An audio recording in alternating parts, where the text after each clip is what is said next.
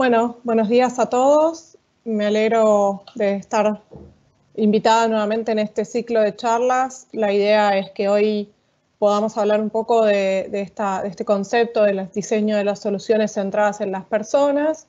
Mi nombre es Paulina Becerra, soy diseñadora industrial y tengo un magíster en Ciencia y Tecnología y Sociedad.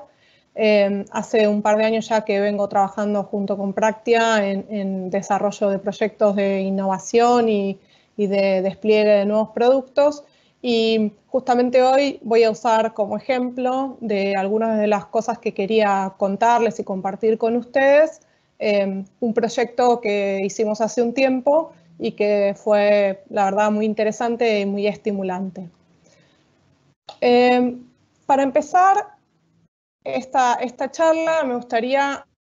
plantear este concepto o esta definición de innovación en la que está basada en la conexión entre las nuevas soluciones y las personas, y que precisamente establece que la innovación son todas aquellas nuevas soluciones que son adoptadas por un grupo de personas. Y este componente de la adopción, del uso, de tomar ese resultado de un proceso de desarrollo y aplicarlo en un contexto propio para resolver situaciones o soluciones, pone precisamente el énfasis en esta idea de que la innovación está orientada, en definitiva, a resolver problemas y a abordar situaciones que tienen las personas. Y obviamente también es un proceso desarrollado por personas y en este contexto dual de personas que desarrollan y para otras personas que son las que los usan, es interesante retomar algunos conceptos y algunos elementos quizás más metodológicos que nos permitan transitar este proceso de innovación de una manera más sistemática y más escalable también, ¿no? Entonces, esta primera definición de innovación, de soluciones que son adoptadas por un grupo de personas, como decía, pone el foco en el ajuste, en la conexión entre lo que las personas necesitan, desean o los problemas que atraviesan y la posibilidad de entregar soluciones, posibilidades, oportunidades o iniciativas. Entonces, lo que estamos buscando es que este proceso de desarrollo nos ayude a encontrar la manera de conectar, de ajustar, de encajar esta solución que nosotros queremos proponer con los problemas y las necesidades que tienen las personas. Pero esto, dicho así, suena bastante simple, pero está apoyado en una serie de supuestos que tienen que ver con los campos en los que se mueve la innovación, ¿no? Y acá traigo un cuadrito que a mí me parece bastante interesante y que precisamente lo que intenta es cruzar estas dos variables. Por un lado, el nivel de definición de los problemas, el nivel de conocimiento que tenemos sobre los problemas que queremos resolver o que queremos atacar con estas soluciones, y por otro lado, la claridad o la especificidad del dominio tecnológico, del dominio de la solución, es decir, qué tan definida tenemos esa solución preliminar o ese campo de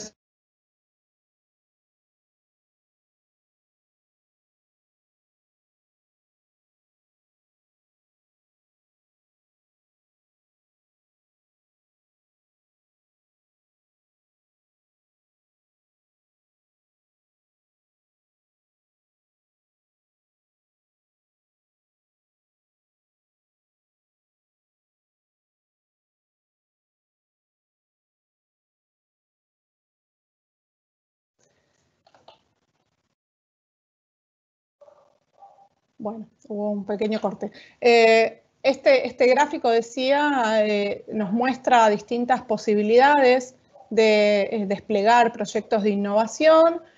combinando innovación, lo que se conoce como innovación discremental o innovación disruptiva, exploración de la innovación, que es un concepto más paulatino de acercamiento a esas soluciones. Y también la idea de la innovación sistémica como una herramienta de trabajo continuo de las personas. Entonces, esta lógica, de alguna forma, señala estos dos caminos, ¿no? El camino de la exploración del problema por un lado y la exploración de las soluciones por el otro. Si quiero pensar en cómo abordarlo sistemáticamente, a mí se me ocurre, y es lo que quería proponer en esta charla de hoy, un camino muy simplificado para poder comenzar a transitar este proceso, que tiene básicamente tres etapas, ¿no? Tres esferas o tres acciones posibles. La primera acción es la exploración del problema, que es la que nos permite, si se quiere, definir un poco sobre qué necesidades, sobre qué oportunidades, sobre qué deseos queremos trabajar con nuestras soluciones. Un segundo paso, que es trabajar ya así enfocados en la solución que queremos entregar. Y finalmente, la construcción y el mecanismo de ponerlo a disposición de estas personas de manera que esta innovación efectivamente ocurra en el sentido de que la solución es adoptada por ese grupo de personas al que estamos orientando el desarrollo. Entonces, en esta primera parte, que sería la exploración, lo que buscamos es, de alguna forma, caracterizar ese mapa de situación, identificar quiénes son los actores relevantes con los que necesitamos trabajar, no solo los usuarios, sino también proveedores, socios, aliados, involucrados en este problema o en este campo en el que nosotros estamos pensando proponer una solución. También entender en qué contextos están situadas esas personas, cuáles son los medios que utilizan para comunicarse, para interactuar con las ofertas, etcétera, y qué restricciones puede ya imponer ese mismo análisis o esa misma situación en la que queremos trabajar, ¿no? Fíjense que todos estos elementos tienen que ver con la caracterización de ese problema, pero de una manera más proactiva, ¿no? De buscar construir, acá está planteado más claramente, el punto de vista de esos usuarios respecto de lo que significa un problema o una oportunidad para nosotros como proveedores potenciales de soluciones. Entonces, otra de los puntos claves es incorporar esta visión que tiene el otro respecto de estos problemas, de estos contextos, de estos medios y restricciones, para poder entender cómo podemos precisamente establecer ese vínculo entre nuestra solución y la situación que atraviesan estos sujetos.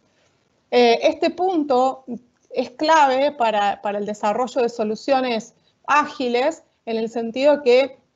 necesito entender muy claramente qué es lo que ese usuario valora, qué es lo que es significativo para esas personas, de manera que yo pueda asegurarme que el esfuerzo que voy a invertir en el proceso de innovación, en el desarrollo de esa nueva solución, sea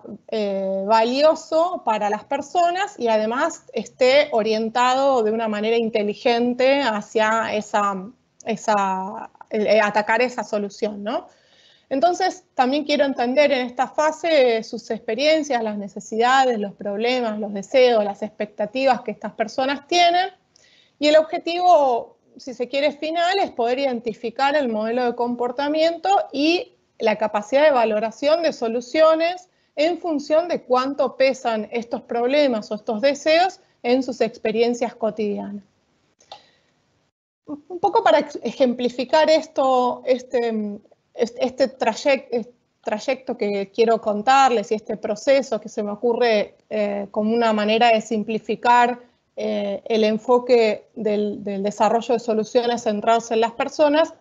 traigo un caso de un proyecto que trabajamos desde Praxia, en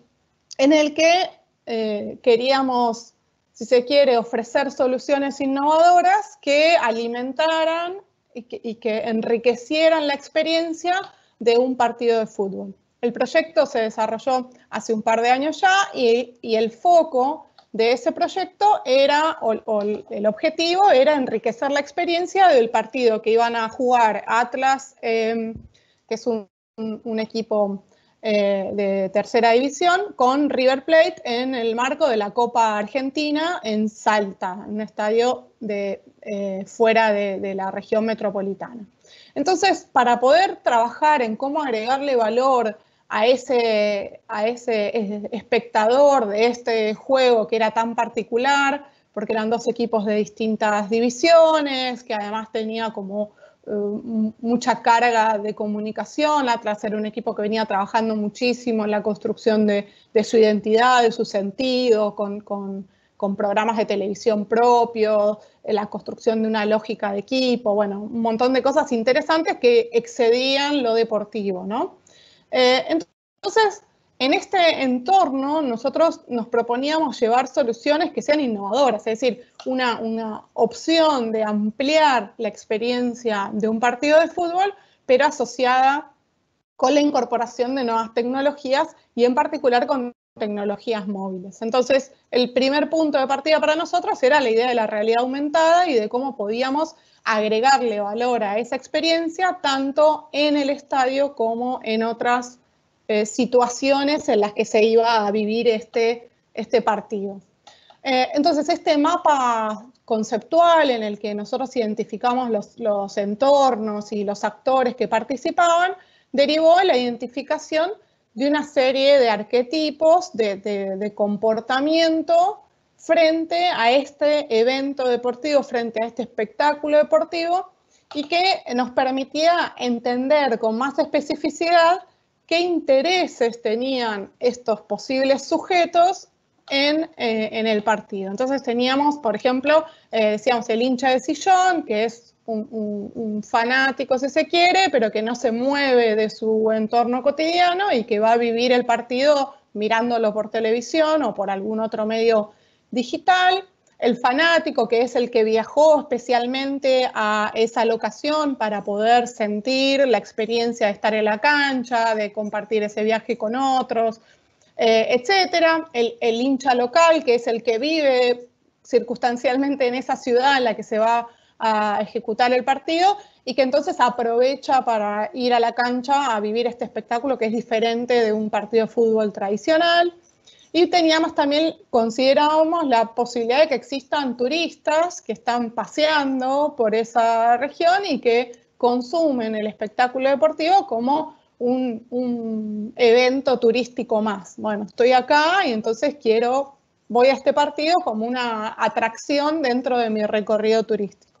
Y por otro lado teníamos a los periodistas, que son trabajadores, que van a cubrir ese evento deportivo y que tenían,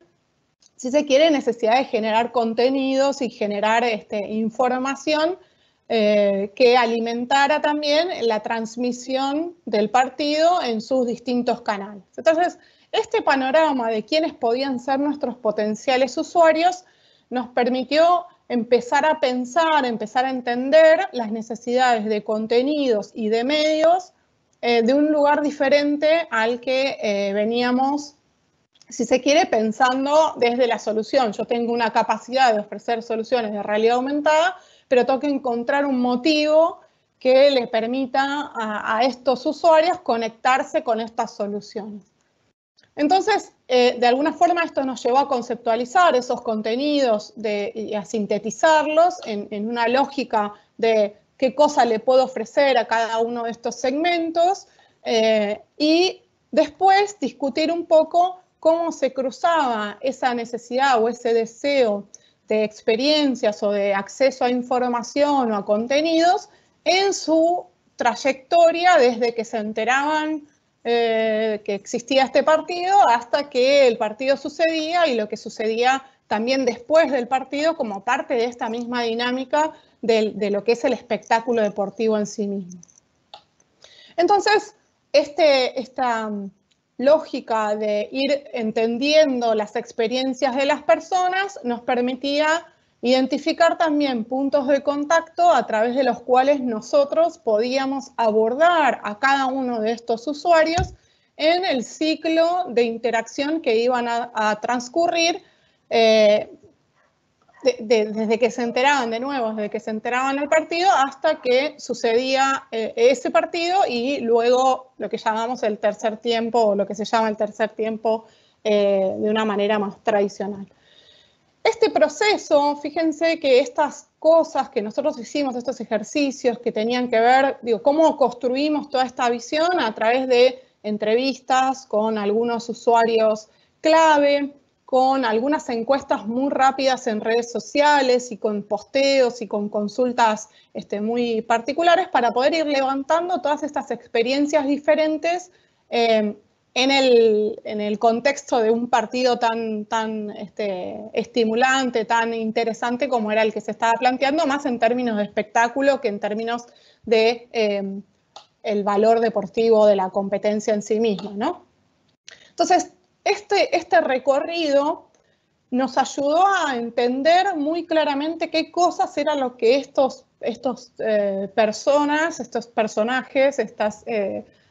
posibles públicos o audiencias de nuestra solución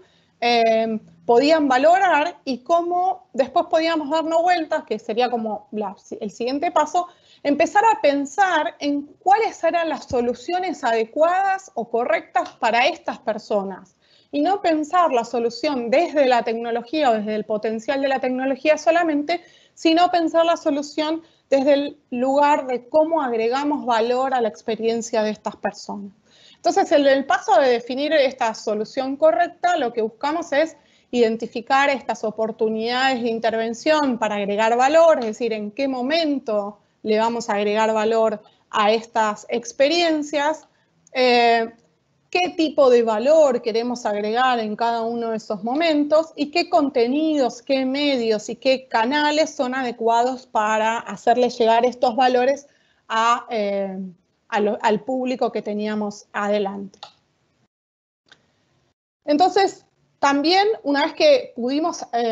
digamos, ampliar todo ese panorama de soluciones y oportunidades de intervención, el segundo paso es tratar de ponderar, de jerarquizar o de segmentar todas esas soluciones posibles para identificar cuáles son viables, factibles y significativas para las personas y elegir dentro de ese gran menú diverso de posibilidades cuáles serán las que eran convenientes de construir, de pasar a la siguiente etapa, de una manera inteligente o eficiente con el uso de los recursos y del tiempo. Entonces, el tercer punto también dentro de esta lógica es verificar qué recursos tengo disponibles y qué restricciones se pueden plantear para los proyectos. Es decir, no me estoy olvidando de cuáles son mis limitaciones y mis posibilidades o mis fortalezas en términos de oferentes de las soluciones, sino que lo que intento es integrar las oportunidades que surgen del análisis del problema con las posibilidades y las restricciones que tengo como proveedor de potenciales soluciones. Y finalmente lo que tengo que pensar en esta en esta fase intermedia es definir cuáles son las características de lo que voy a empaquetar en ese producto mínimo viable, en esa primera solución que pretendo construir en la siguiente fase, ¿no? Cómo defino los elementos que van a componer esa solución mínima que pretendo sacar o ofrecer como primer versión a mis usuarios. En este sentido, en el proyecto hicimos un ejercicio muy interesante, muy rico de ideación, en el que fuimos secuencialmente discutiendo para cada uno de estos actores qué posibilidades teníamos de ampliar la experiencia como hinchas en relación con lo que iba sucediendo en los distintos momentos del partido, ¿no? Del ciclo del partido. Entonces definimos 3 momentos críticos, que era la previa y el entretiempo, que son momentos en donde el partido no está sucediendo, pero que tienen que ver con todos los movimientos alrededor del partido y el contacto entre las comunidades de hinchas asociados al interés que tenían por este partido. Entonces teníamos un montón de ejemplos que los mapeamos en la misma, de alguna forma en la misma matriz en la que identificamos los arquetipos para identificar el valor que tenían para cada uno, ¿no? Entonces podíamos tener desde, no sé, la posibilidad de saludar al plantel o a los técnicos o recibir el saludo de ese plantel o de esos técnicos, una sala de prensa virtual, por ejemplo, que tenía como objetivo específico a los periodistas,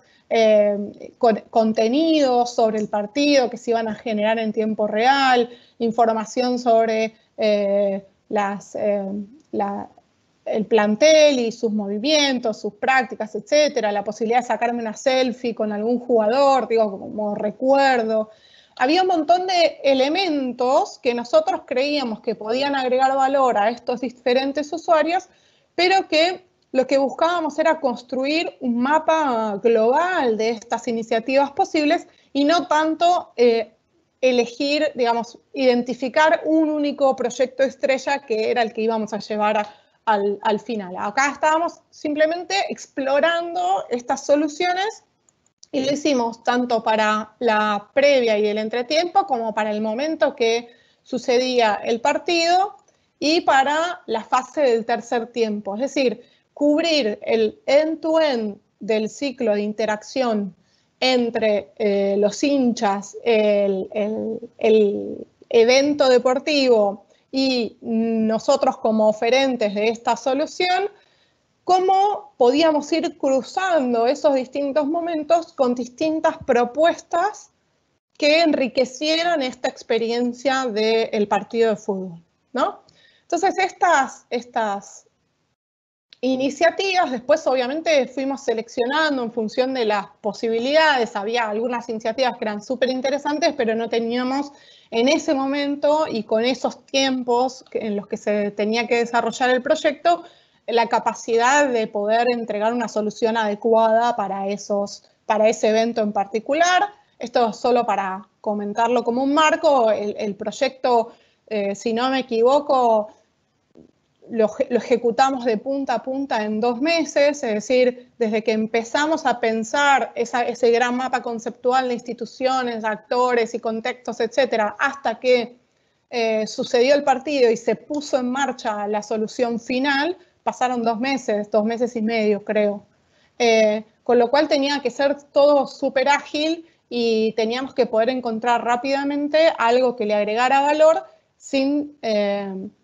perder la capacidad de demostrar nuestras habilidades como proveedores de tecnología. Entonces, una vez que hicimos toda esta exploración de soluciones posibles y elegimos, si se quiere, cuáles eran las más interesantes, pasamos a la fase de construcción, ¿no? Y acá en esta última fase se pone en juego muchísimo más las capacidades técnicas de poder darle forma a esa solución y asegurarme que esa solución llegue al grupo destinatario de una manera adecuada.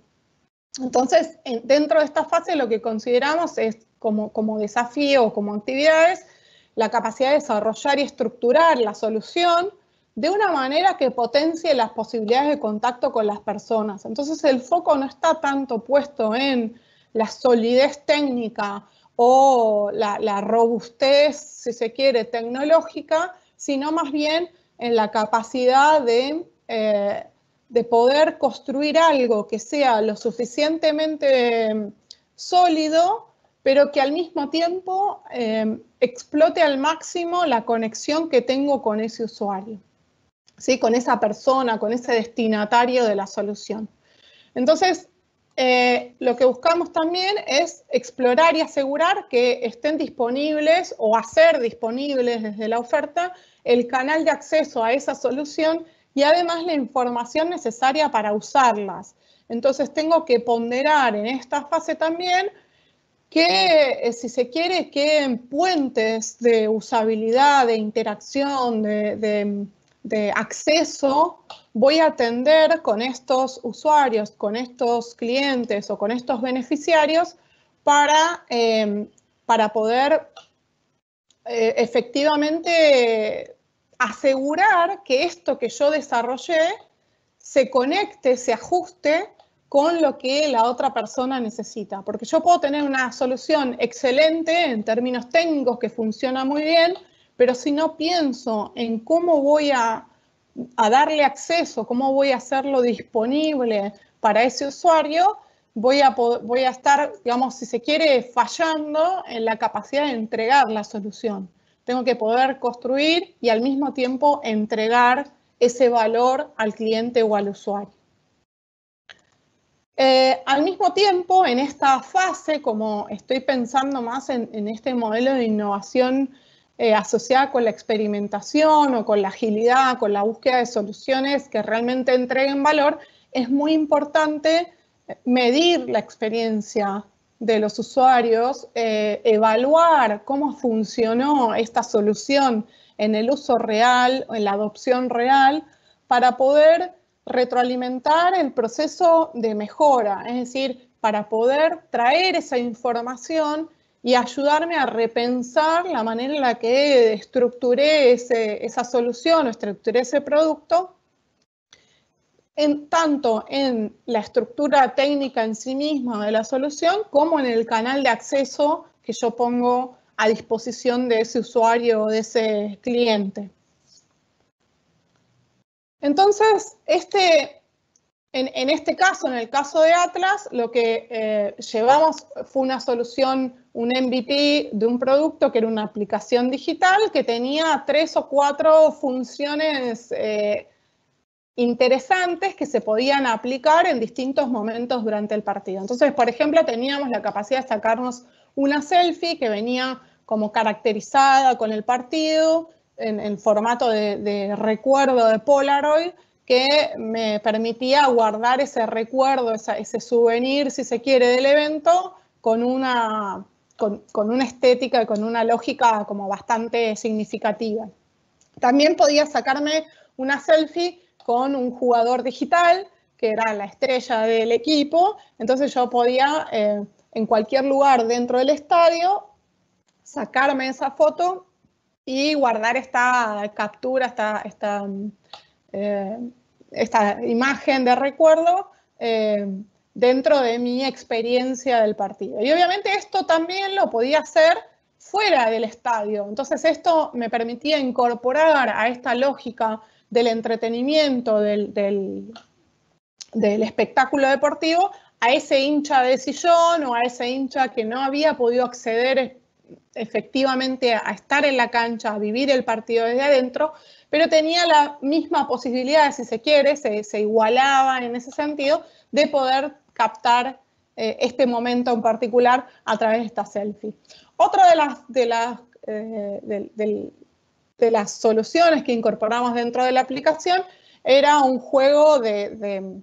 recompensas, era el Atlas Go, que lo que hacía era me ayudaba a navegar la ciudad en donde se iba a jugar este partido y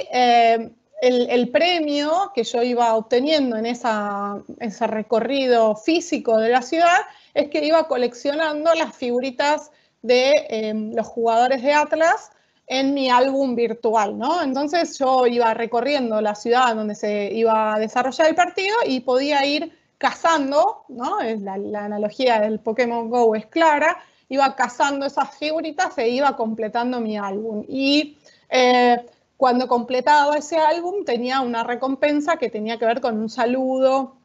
con alguna cuestión también digital que me daba el reconocimiento de haber podido completar mi colección de jugadores y de recuerdos de ese partido. Pero esto lo asociaba la aplicación con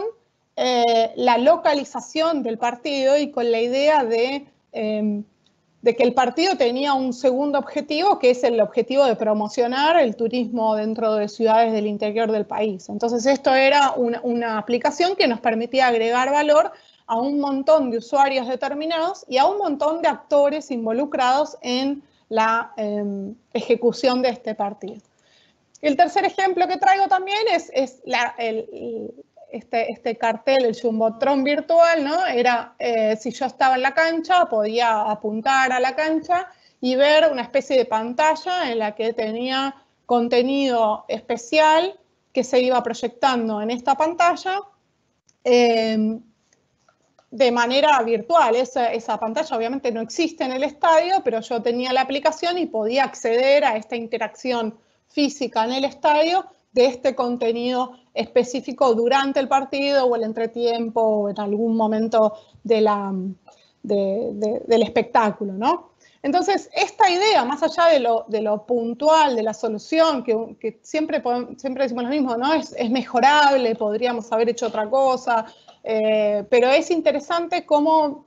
o lo que yo quería señalar era cómo vamos desde la exploración del problema de una manera ágil a la identificación de soluciones posibles y la construcción de aquellas que consideramos que son adecuadas, factibles y viables para los recursos y para el conocimiento que tenemos respecto de ese momento en particular. Entonces, de vuelta, esta secuencia de explorar el problema, de definir una solución correcta y de construir y entregar la solución de manera adecuada, es la que de alguna forma nos ayuda a navegar en un proceso de innovación que tiene, si se quiere, alta incertidumbre. Yo puedo tener ciertas habilidades que quiero desplegar o que quiero demostrar, pero necesito encontrar esa conexión con lo que los clientes o los usuarios necesitan o desean en determinados momentos de su experiencia o de su contexto. Desde el punto de vista metodológico, lo que es interesante es que nosotros podemos combinar una serie de marcos metodológicos y de herramientas para poder atacar sistemáticamente este proceso, esta secuencia global general. Desde mi punto de vista, lo que yo siempre propongo es trabajar con la combinación de estas tres metodologías, que es dentro del paquete de metodologías ágiles, el design thinking para poder definir los problemas y para trabajar en lo concreto y en lo abstracto de esta exploración, esta primera fase de exploración de los problemas, Lean Startup para poder trabajar en la definición de los productos, en la identificación de aquel producto que es adecuado para esa situación, y Agile para la fase de desarrollo y de construcción de esa solución de manera ágil y conectada, ¿sí? Acá, si bien yo lo presenté de una manera muy simplificada, en tres fases y con, si se quiere, una lógica que podría pensarse como lineal, está claro que esa linealidad no es un pasaje inmediato y secuencial de una actividad a la otra, sino que con cada una de las acciones que vamos acometiendo en el proceso, vamos de alguna forma confirmando, reconfirmando hipótesis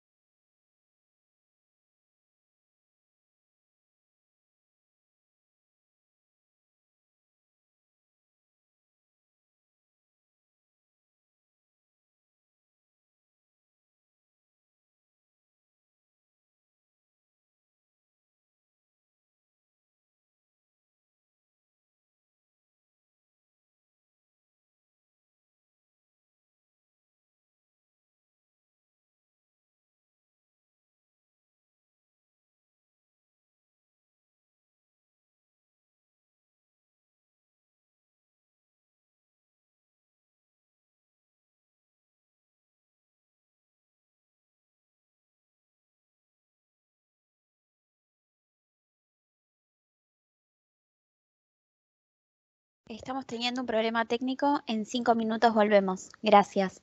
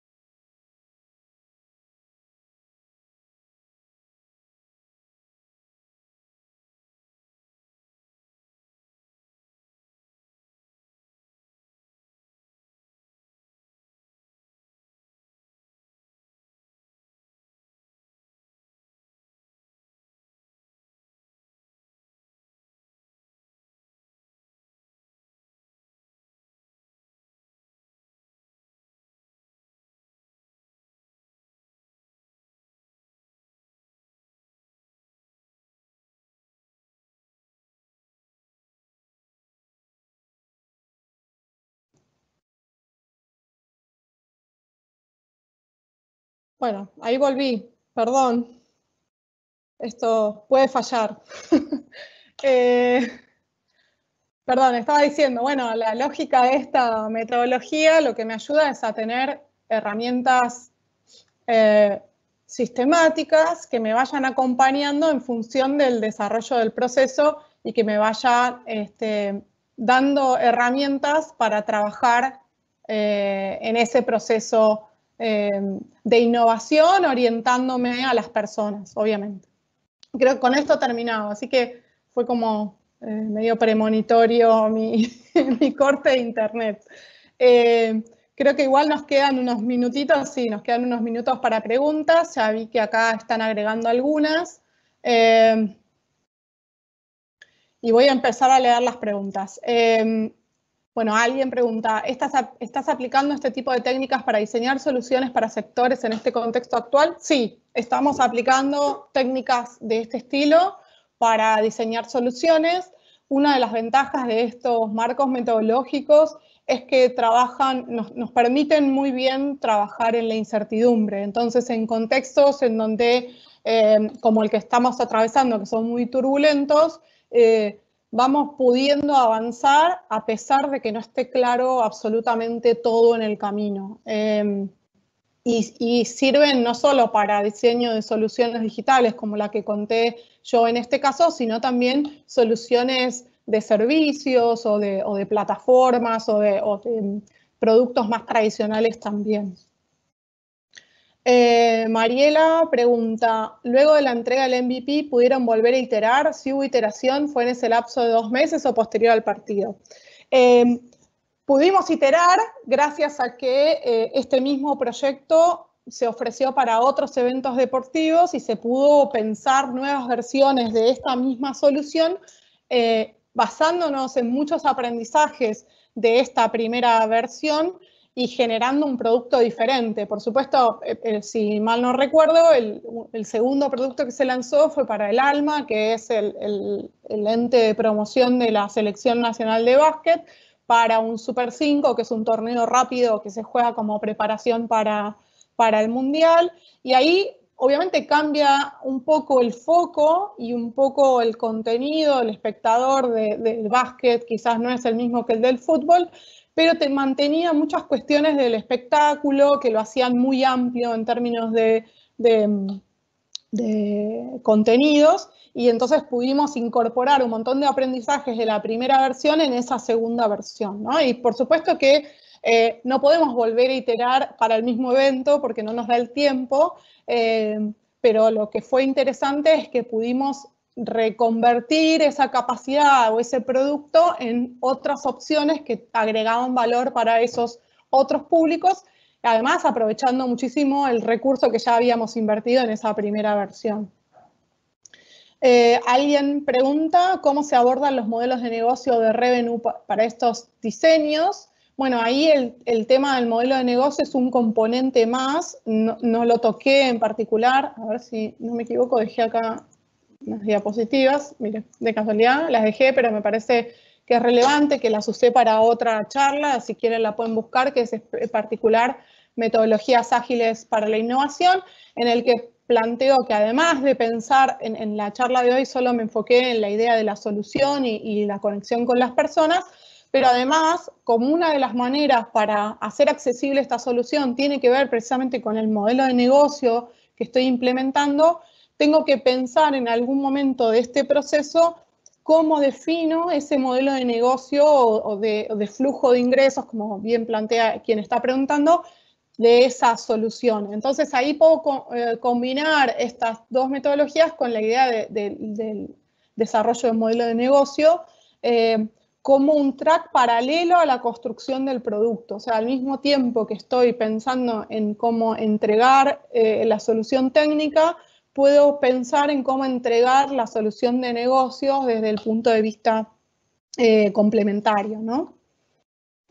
Bien, otra pregunta acá. ¿El proceso garantiza de algún modo el resultado o depende mucho de la creatividad y características del equipo de trabajo que se integre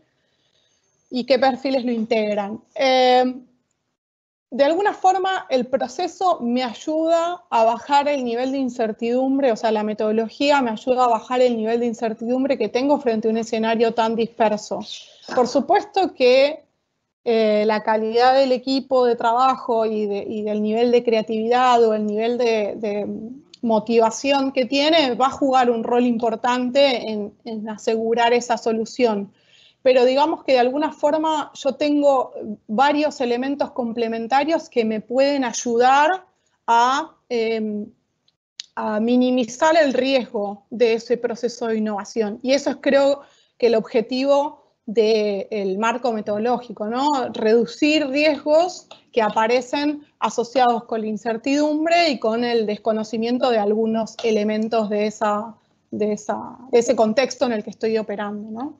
¿Qué perfiles lo integran? En general se trabaja con perfiles bastante interdisciplinarios. Hay gente que sabe mucho de tecnología, hay arquitectos de soluciones, diseñadores de servicios, diseñadores de experiencias, gente de negocios que aporta esta mirada en particular de cómo llevar adelante esto, marketing, digamos, el equipo obviamente que va a variar en función también de los recursos. En nuestro caso, este proyecto en particular era un equipo muy chiquito porque no teníamos mucho tiempo, pero teníamos cubiertos como casi todos los perfiles. Éramos 5 o 6 personas y íbamos cubriendo estos flancos de una manera más o menos integrada, ¿no? Alguien pregunta, hablaste al principio del cruce de los ejes en relación al nivel de definición de problema y del dominio, ¿y a qué te referías más exactamente cuando hablabas de dominio? El dominio es el dominio de la solución, ¿no? Si yo ya tengo definida qué tecnologías voy a aplicar o qué procesos o en qué contextos lo voy a aplicar, o tampoco tengo claro qué tecnologías necesito implementar ni en qué contexto. Cuando no tengo claro de qué tipo de solución estoy hablando, a eso me refería con el dominio de la solución, ¿no?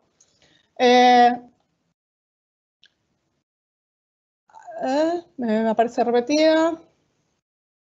Perdón. Bien. Creo que no tengo más preguntas, o por lo menos no me están apareciendo nuevas. Lo importante de la aplicación de estas metodologías no es tanto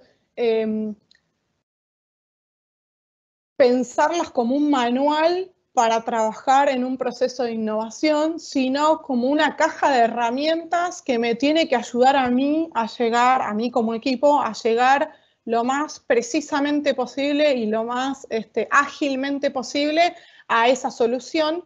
y que además me tiene que ir asegurando en cada paso, en cada etapa que yo voy avanzando, que eso que estoy haciendo efectivamente está conectado con lo que las personas quieren, desean y necesitan. Si yo logro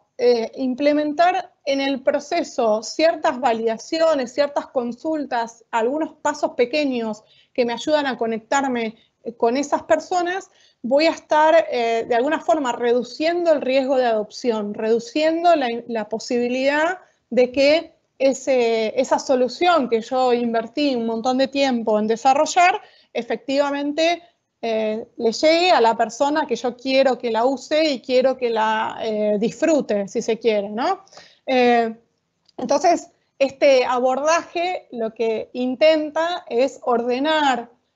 y plantear, si se quiere, herramientas para que podamos trabajar cuando tenemos entornos que son muy complejos y que son bastante inciertos, y por supuesto en procesos de innovación que quizás no están del todo planificados o que no son, digamos que no tengo tanto tiempo para ejecutarlos o tanto tiempo para detenerme en cada uno de los puntos. Matías pregunta, hoy se escucha mucho sobre Design Sprint, ¿cuál sería, según tu experiencia, la diferencia con Design Thinking?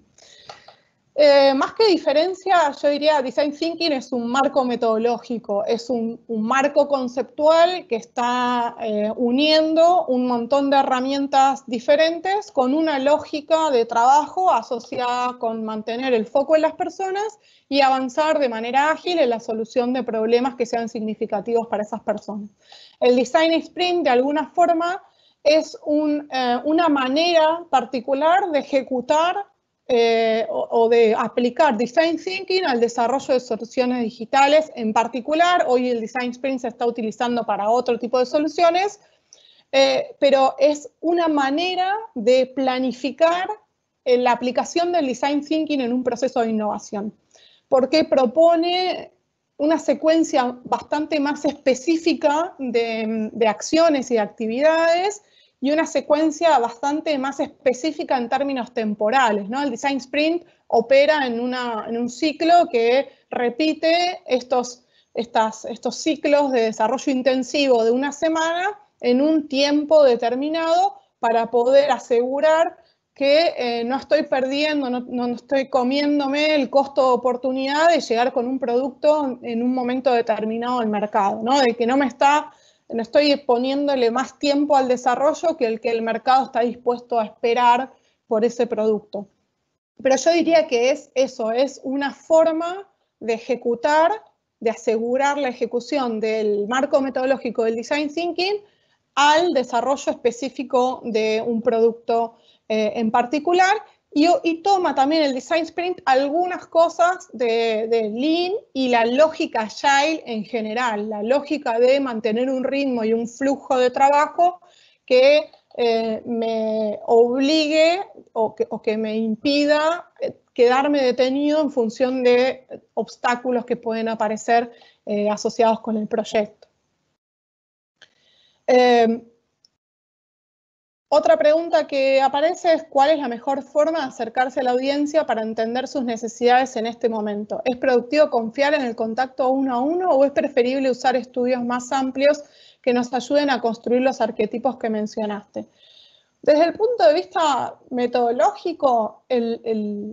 el nivel más rico de información es el contacto personal, el uno a uno, porque me da muchísima información de contexto que quizás una encuesta aislada o un sondeo aislado no me va a dar. Y por otro lado, en este contexto particular, las cosas están tan cambiantes y están tan revueltas que muchas veces nosotros mismos no tenemos claro lo que queremos o lo que necesitamos. Y necesitamos, si se quiere, un tiempo para ordenar nuestro pensamiento, ordenar nuestras ideas y nuestras sensaciones. El contexto de la pandemia y de la cuarentena obligada que está sucediendo en Argentina en particular, nos mantiene en un constante movimiento de reacción, ¿no? De poder abordar día a día, día por día, lo que nos está pasando e ir resolviendo los problemas que nos van apareciendo. Pero no estamos con una cabeza en el mediano plazo. Hay muy poca gente que está planificando lo que va a pasar dentro de 2 semanas. Esta estructura, si se quiere, nos rompió un poco esa lógica. Entonces, esos sondeos a veces son difíciles de encarar, porque ¿en qué contexto voy a contestar? Yo creo que en este momento es mucho más rico tener conversaciones, menos conversaciones, pero más profundas.